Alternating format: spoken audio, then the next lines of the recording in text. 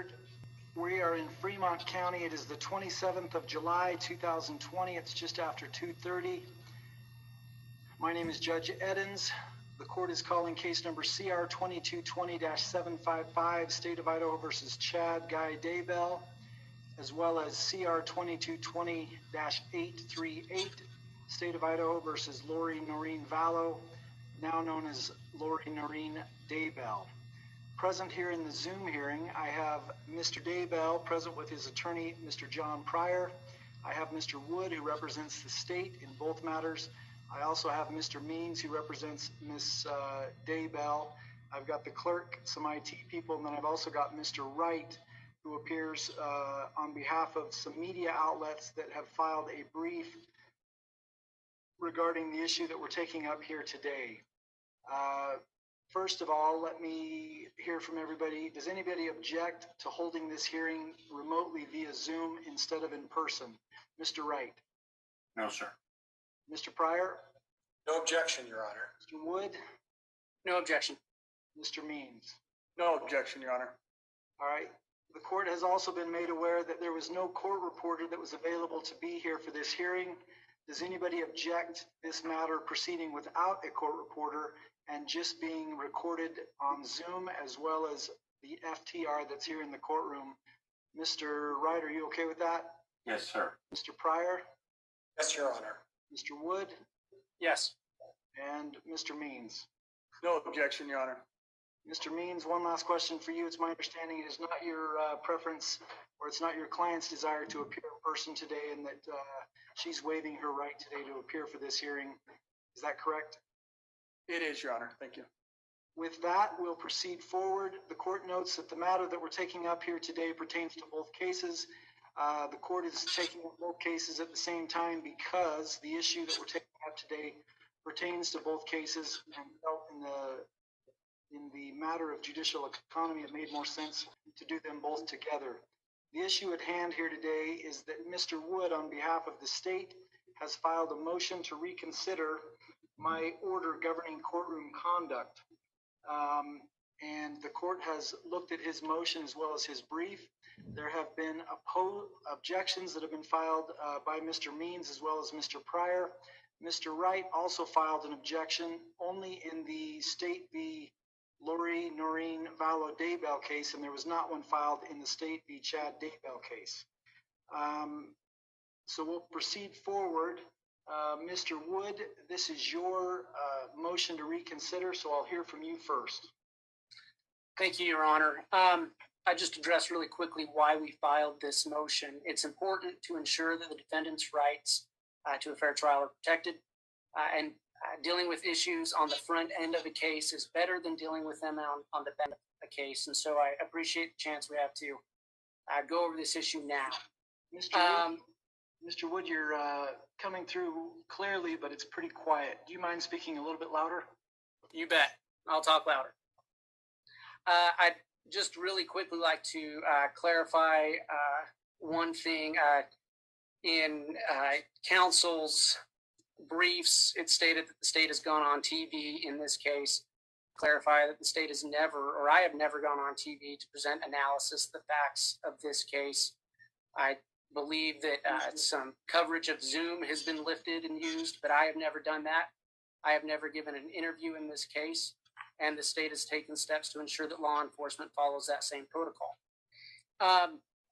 Rule 45 makes it clear that the decision on whether or not to allow video cameras is subject solely to the discretion of the presiding judge, and that the court may limit audio or visual coverage of any public hearing when the interests of the administration of justice requires. In terms of timeliness of this, I know that was brought up. Rule 45 allows the court to consider this issue and revoke permission to allow audio or visual at any time. And again, for clarity, the state is making a motion solely for the use of video cameras to not be used. We're not asking for a closed hearing. We're not asking for a sealed hearing. And at this time, we're only asking for this in terms of the preliminary hearings that will happen in weeks. I'd note that both counsel, Mr. Means and Mr. Pryor, correctly did note in response to my mentioning venue that venue is an issue to take up at a later time. The state's sole reason in mentioning venue is that a change of venue analysis revolves around the possibility of jury bias, which is the reason why the state has brought this motion as well. As stated in the brief I submitted, the state's primary concern in terms of broadcasting video of this hearing or these preliminary hearings on television or the internet, live streaming it on the internet, is that the ease of access to a pre-trial evidentiary hearing in a case with such notoriety will cause damage to a jury pool in terms of bias. The state does not believe this is simply a hypothetical issue. The level of public interest in this case is so high that the probability that potential jurors, whatever the venue may end up being, will not be exposed to a production of evidence is unlikely. The state strongly maintains that said exposure to the production of evidence in a courtroom setting not only will create bias in potential jurors, but also the fact that it creates the appearance and possibility of bias is sufficient for this court to consider not allowing video cameras in the courtroom. Now, in reading the media's objection, and I want to state for the record, I have a lot of respect for the media, for these news agencies, and I understand they do a lot of good, and so the state has no problem with the media. However, in reading their objection, the state has done some further research on that. I first point out that according to the United States Supreme Court, there is no such thing as a constitutional right to televise inside a courthouse. That can be found in Gannett County versus DePascal, which is found at 443 U.S. at 381, and that can be found in Estes versus Texas, which is at 381 U.S. 532. And in response to the media's objection, the state would encourage the court to review Estes versus Texas, as it outlines the possible dangers of broadcasting trial hearings and the bias it can cause potential jurors. In regards to even the possibility of creating bias in a future jury, the state would note the following from Offutt versus United States 348 U.S. 11, when the Supreme Court stated, "A fair trial in a fair tribunal is a basic requirement of due process. Fairness, of course, requires an absence of actual bias in the trial of the cases, but our system of law has always endeavored to prevent even the probability of unfairness. To perform its high function in the best way, justice must satisfy the appearance of justice." The state is mindful of the effects of COVID-19 and the difficulties it raises for all the parties involved. We understand the difficulties it raises for the media in terms of being personally present. However, the public's right to know what happens in this hearing, which is important, and the state absolutely believes in that right, but it is satisfied by the public and the media's access to court transcripts and audio of the preliminary hearing. It's not necessary to live stream and broadcast video of the preliminary hearing when doing so creates such a high probability of affecting future jurors. And so with that, Your Honor, the state would again renew its request that the court not allow video cameras in the courtroom for these preliminary hearings. Thank you, Mr. Wood. I appreciate your argument. I'll next hear from Mr. Pryor. Judge, in this particular case, I'd like to clarify a few things. I appreciate Mr. Wood making note regarding the public statements and that he has not made any public statements. It seems that Mr. Wood's argument seems to be centered around avoiding any sort of public display of any of these proceedings, and I appreciate that. My concern is this, is that in all of the historical documents going back to our founding fathers, the very basis of a trial was that it was going to be a public trial, and that the public had a right to see and view the proceedings. And quite honestly, that's still the case today, maybe for different reasons, but it's still the case today. I don't believe we need any more media coverage than we've already had.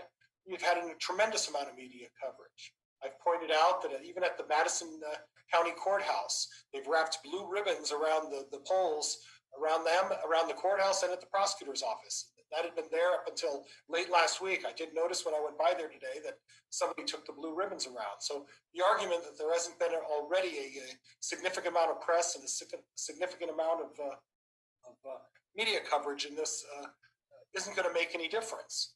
I pointed out in my response, Judge, and it wasn't in the way of an objection to Mr. Wood. It was more in the way of offering the fact that the court, I think, took a deliberate and very thoughtful approach to how they decided to allow the public having their right to view these proceedings.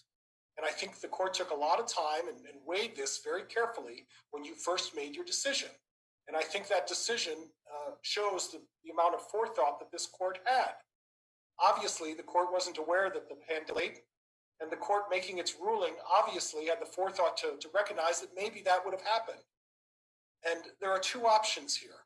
Option number one is to open the courthouse and allow everybody to be present in the courthouse, and my client's family and any other interested parties to be able to offer their support and to be present for the proceedings. Now, obviously, because of the medical pandemic, that's not possible. And we can't in any circumstance risk that sort of situation. So the only other option that I see, Judge, is to do exactly what this court ruled in its initial decision. And I think that initial decision was correct. I think it was done with a lot of thought. And I think at the present time, it's the appropriate decision.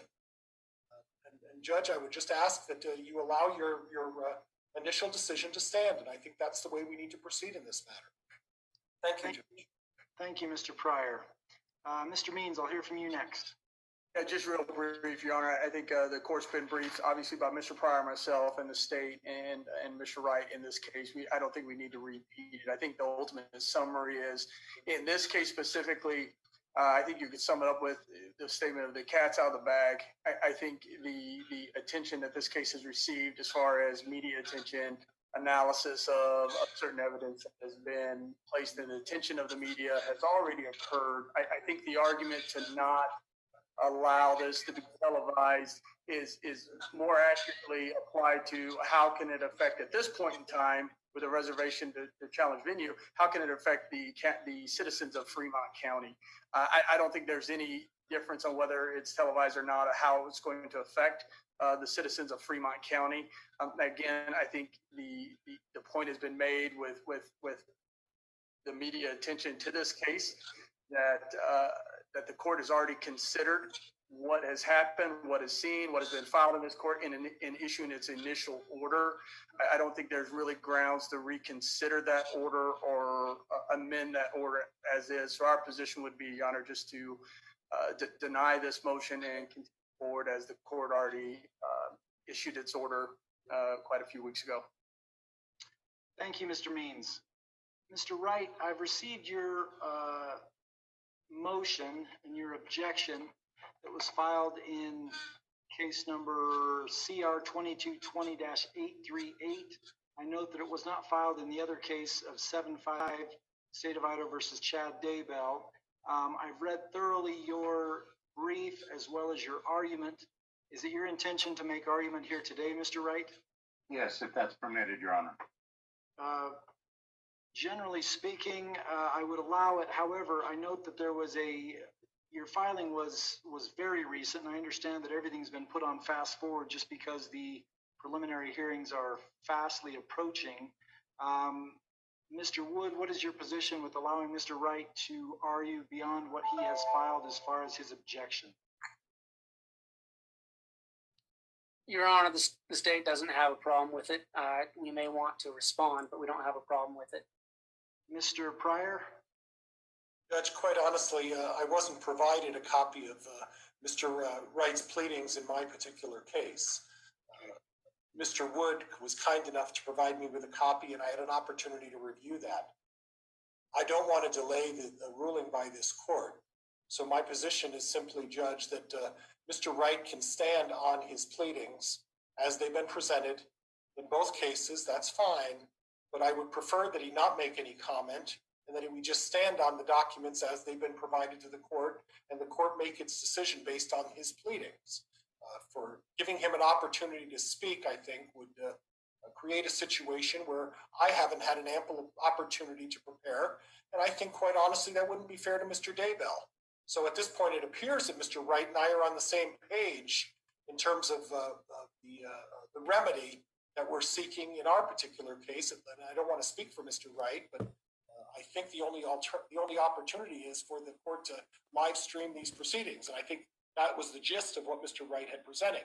So at this point, Judge, my preference is that Mr. Wright be advised that we're going to just review his documents, and then the court can make a thoughtful decision. Mr. Means, do you wish to be heard on the issue? Just real briefly, Your Honor, I'm in agreement with Mr. Pryor without regurgitating all the arguments there. My concern would be if he's not allowed to voice argument today, that this matter will be pushed and might interfere with the scheduling of the preliminary hearings. So at this point, no objection. Mr. Wright, I'm going to allow you to do this. I'm going to allow you just a few minutes here to highlight some of your bullet points. I do feel that giving you a lot of time to argue is prejudicing Mr. Daybell because he was not provided with information regarding to your argument. If you want to make a few bullet points, I'll allow you to do so. Otherwise, I'm going to deny your ability to make argument today for the reasons I've just outlined. Do you wish to make a few points? Of course, Your Honor, and I appreciate the comments of counsel and the court's consideration. I'll be very brief. The first point may be just to help explain the clerical issue here. I became aware of the issue specifically on Thursday, and I was only aware of the motion filed in Ms. Vallow's case. Hence, I drafted and submitted my brief the next day in relation to that. However, my arguments I would submit are applicable to both, Your Honor, and would ask for the same result. I won't repeat what is in the brief. The court's well aware of that. To the extent that the state has cited new cases, however, if the court believes those are worthwhile and have merit in terms of changing its order, I would respectfully request the opportunity to respond to that, given that they were provided only at this time. Your Honor, I'll just briefly summarize it by saying that we believe that the video feed is really the very appropriate solution, balancing all the factors in this case. It's the least intrusive method. It is a way to provide accurate information, and as I cited in the brief, publicity itself is not a bad thing. In fact, it's a good thing. The concern is bias arising from inaccurate information, and there is no better way to make sure that accurate information is provided than through a video feed. The state, who I will say that the media reciprocates and does not doubt the respect that the state has indicated exists here for the media, that is reciprocated. We just believe that the approach sought is incorrect here. And the indication is, well, that information can be obtained after the fact through audio and transcripts. That accomplishes nothing other than interfering with the media's ability to try to provide appropriate coverage in this case, coverage that will occur. And so we believe that hindering it by referring after the fact to that information accomplishes nothing that will address the state's concerns. Let's see if there's any other comment. I want to be brief as the court has requested, see if I have any other comment. I guess, Your Honor, I would just say this. We do understand that this is under Rule 45. We understand the context of the Supreme Court cases cited by the media as well as by the state. We all know that none of those dealt with our circumstances as they are now. The idea of the fact that this virus has created the conditions that it has is unfortunate, but only lends itself to the idea that video here is the best way to address this situation and to balance all of the factors that we believe are necessary. And so, Your Honor, I realize this is brought under 45, Rule 45, but it does, by definition, include serious constitutional issues, because in this case, shutting off the video feed is effectively the same as closing the courtroom, even if transcripts may be available later. I thank you, Judge. Thank you, Mr. Wright. Mr. Wood, this is your motion. I'll give you the last word if you'd like. Just briefly, Your Honor, I'd point to the fact that the United States Supreme Court right now even with COVID, they are not live streaming. They don't allow video cameras. So there's at the highest level of precedence for this information to be distributed by other means. And that's all I'd state, Your Honor. And we renew our request. Thank you. Thank you. Mr. Pryor, I designated that if there was something that you wanted to respond to, because Mr. Wright was given a chance to speak, I'd allow you to do so. Anything else you'd like to say? Just simply, Judge, I agree with Mr. Wright in the sense that a defendant has the right to a fair public trial. And I agree with Mr. Wright that under normal circumstances, Judge, my preference would be that this hearing, this preliminary hearing, would be done with the courtroom opened, and those that felt the need to participate and show up would have a chance to view that. And unfortunately, Mr. Wright pointed out that that isn't an opportunity for us. So I think the only alternative at this point is to stream this. And as far as what Mr. Wright said about giving the opportunity for the public to view something, a videotape after the effect or a transcript after the effect doesn't accomplish the same thing. Quite honestly, the public has a right to see this. I would prefer that it was done in a courtroom and not on a live stream, but the public has a right. And we as much as I want to be aware of Mr. Daybell getting a fair opportunity for a fair public trial, I believe that your initial decision was based and it should probably stand at this time. Thank you, Judge. Thank you, Mr. Pryor. Mr. Means, anything else to add? No, Your Honor, I think the only thing I'd add is in the court's analysis, I think given the media coverage of this case already, the public's right outweighs the potential argument of fairness for the defendants in this case. Thank you. All right, the court has listened carefully to the arguments that have been made by the state counsel for both defendants, as well as the court has done its own research in preparation for today's hearing. The court is appreciative of the fact that Mr. Wood, on behalf of the state, has filed this motion. The court feels that it's genuine, and ultimately Mr. Wood, as the state or the prosecuting attorney, does have a right to seek justice. And I feel, based upon the motion that has been filed, that ultimately Mr. Wood is doing all that he can to preserve justice and preserve the right to a fair trial. The court has listened carefully, and I'm prepared to rule from the bench on this matter. I will issue a written decision later, but I am going to issue a oral bench and then follow that up. I'm aware of the defendant's rights to a fair trial in Idaho, or Article 1 of the Idaho Constitution, and the Sixth Amendment to the United States Constitution. The court also recognizes the First Amendment rights of the press and public access to the courts. This is a high-profile case, and people have a lot of feelings about it. It is a priority for the court to be transparent in its process so that the public can be assured of the fairness of the judicial system.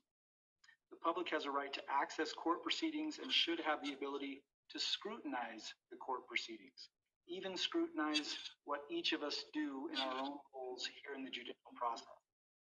The court has looked at various ways to balance the constitutional rights of the defendants as well as the public's right to know. COVID-19, the coronavirus, is an unprecedented global pandemic that has impacted the government and subsequently impacted the judicial system here in the United States and here in Fremont County, Idaho. Federal and state government procedures and protocols in place and orders to protect the public at large. The Idaho Supreme Court has issued numerous orders, but two are relevant specifically to the proceedings that are forthcoming, the preliminary hearings. The first was issued on April 22nd, 2020. This order requires court proceedings be held remotely unless, quote, a proceeding must be held in person because of the court's need or to prevent undue prejudice to a party. If the hearing is held in person, access to the public needs to be drastically limited to the spread of COVID-19. I will designate that in my previous order, I designated that this was a case that needed to be held in person. I don't think the state objects to that. The state objects to it being broadcast and live streamed because of the potential prejudice or tainting of potential jurors here in Fremont County. The court has installed plexiglass here in the courtroom and is doing the safety of anybody everybody that is involved. But ultimately, I've already found on the record and in my pleadings that it does need to be held in person to prevent undue prejudice to both defendants that are here in this case.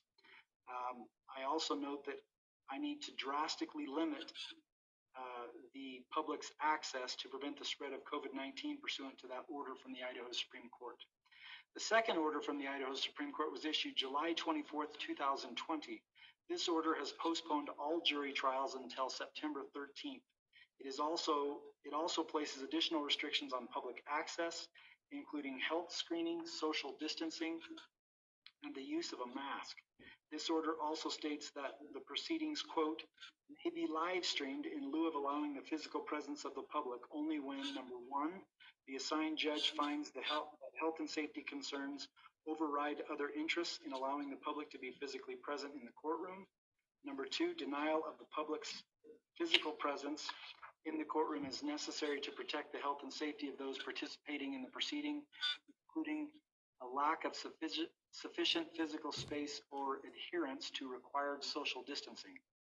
Number three, the assigned judge has considered other reasonable alternatives to allow for the physical presence of the public. And number four, the assigned judge has found on the record that live streaming is an approach. A, no reasonable in-person alternative is available that would sufficiently ensure the health and safety of those participating in the trial. And B, the available live streaming capability is narrowly tailored and a reasonable alternative. The court has looked at possible ways to narrowly tailor public access to ensure that regulation of First Amendment rights is no broader than necessary to serve a substantial governmental purpose. This has been done through the following measures. Number one, only allowing one media outlet in the courtroom to broadcast the preliminary hearings, as well as one outlet to photograph the proceedings for the preliminary hearings. Number two, preventing the audio and visual broadcast of conferences between attorneys and their clients and between counsel and the presiding judge. Number three, preventing the visual broadcast of any documents, exhibits, or notes in the attorney's possession until they are admitted into evidence. And number four, preventing audio and visual broadcast of off-the-record sessions or judicial deliberations. The court finds no other viable option beyond allowing one news media outlet to broadcast the preliminary hearing and one media outlet to photograph the preliminary hearing in order to protect the public from the spread of COVID-19 while still guaranteeing their constitutional rights. As Thomas Jefferson said, quote, our liberty depends on the freedom of the press, and that cannot be limited without being lost, close quote. I'm denying the state's motion to reconsider my order governing courtroom conduct. Things will proceed as outlined in my July 8th, 2020 order governing courtroom conduct and the subsequent order in the subsequent case of Miss Daybell. Mr. Wood, do you have any questions about my ruling here today from the bench? No, thank you, Your Honor. Mr. Means, any questions? No, Your Honor, thank you. Mr. Pryor? No questions, Your Honor. Thank you. Mr. Wright? The only question I have, Your Honor, and again, my lack of knowledge because I wasn't involved before, but by denying the motion to reconsider, as I understand it, the court is not changing what it had previously ruled in terms of structure and who has access and who does not. Is that correct, Your Honor? That's correct. And let me clarify and be very clear. I'm relying on my order governing courtroom conduct in both cases, State v. Chad Daybell and State v. Lori Noreen Vallow Daybell. I'm also noting for the record that subsequent order that was issued by the Supreme Court just recently, it was issued on July 24th, only a few days ago. Obviously, that order could play a role in how we proceed as well. It shouldn't affect the preliminary hearing to a great extent, but in the event that it does, we'll need to follow that order as well on behalf of the media and access. Any other questions, Mr. Wright? No, thank you, sir. I appreciate the clarification. And just so it's clear, I'm denying the motion to reconsider in both cases, and my ruling will stand in both cases. We can recess right now. Thank you all for appearing. Thank you. Thank you, Your Honor.